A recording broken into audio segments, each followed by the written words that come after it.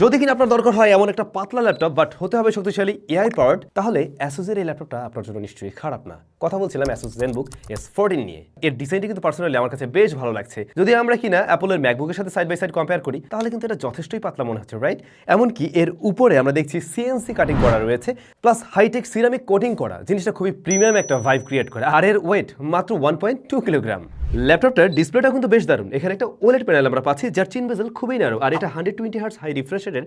Plus এখানে আমরা 3K resolution দেখছি। হারমান কার্ডেন সার্টিফাইড 4টি স্পিকার রয়েছে এর মাঝে। তবে আসল জায়গা এর প্রসেসর, যেখানে আমরা পেয়ে যাচ্ছি Intel core ultra 7, up to 32GB LPDDR5X এর RAM, 1TB PCIe 4.0 NVMe M.2 SSD। এর মাঝে দুইটা কুলিং ফ্যান রয়েছে এবং গ্রাফাইট শীট রয়েছে। এআই এর বেশ কিছু বিষয় রয়েছে, যেমন এখানে একটা ডেডিকেটেড বাটনে আপনি পেয়ে যাবেন, যেটা আপনাকে সরাসরি কো-পাইলট মোডে নিয়ে যাবে। এছাড়াও রয়েছে dedicated AI chip, ASUS AI application. ASUS Bangladesh already বাংলাদেশে অফিসিয়ালি এই ল্যাপটপটা নিয়ে আসছে।